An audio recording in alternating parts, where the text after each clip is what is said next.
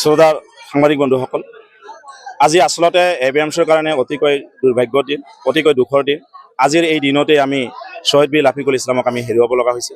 নিশ্চয় আপোনালোকৰ জৰিয়তে গোটেই অসমবাসী বা গোটেই ভাৰতবাসীয়ে জানে বা BTC অঞ্চলৰ ৰাইজে জানে যে আজিৰ এই দিনতেই কোকৰাঝাৰৰ মাজমজিয়াত তেখেতক বাৰুজাই গুলীয়াই আততায়ী হত্যা কৰিলে।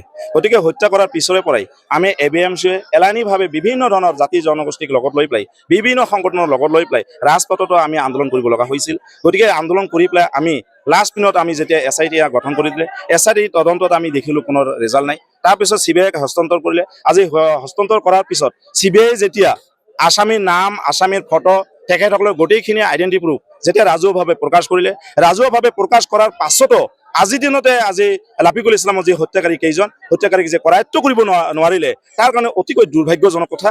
আৰু ইয়াত আমি লাজ পাব লগা কথা যে BTD অঞ্চল তথা অসম চৰকাৰ যে ভাৰত চৰকাৰৰ যে প্ৰশাসনিক ব্যৱস্থাই, সেই প্ৰশাসনিক ব্যৱস্থাই সেই লাফিকুল ইছলামৰ হত্যাকাৰীক কোনোবাই আশ্ৰয় দিয়া আছে নেকি আমাৰ সন্দেহ হয়। গতিকে যদি তেখেতসকলক আশ্ৰয় নিদিলেহেঁতেন, ভাৰতবৰ্ষৰ প্ৰশাসনিক ক্ষমতাটো ইমান দুৰ্বল নহয় যে তেখেতসকলক কৰায়ত্ব কৰিব পৰা তেখেতসকলৰ ক্ষমতা নাই।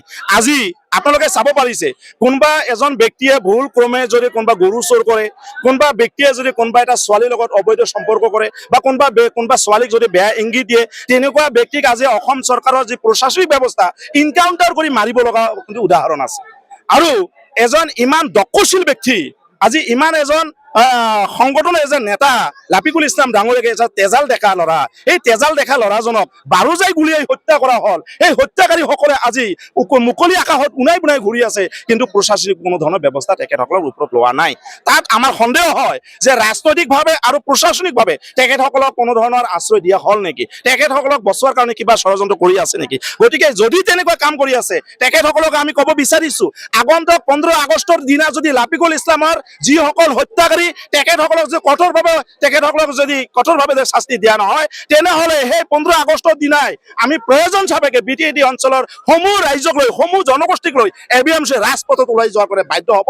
আৰু সেই বাধ্য হোৱাত, ৰাজপথত ওলাই যোৱাত যদি কোনো ধৰণৰ অনিষ্ট হয় বা কোনো ধৰণৰ বিশৃংখলা সৃষ্টি হয়, কোনো ধৰণৰ কুটাঘাত কৰাৰ সৃষ্টি হয়, তেনেহ'লে BTC চৰকাৰ বা অসম চৰকাৰ বা কেন্দ্ৰীয় চৰকাৰ দায়ী, ইয়াত এবিএমচি দায়ী নহয়।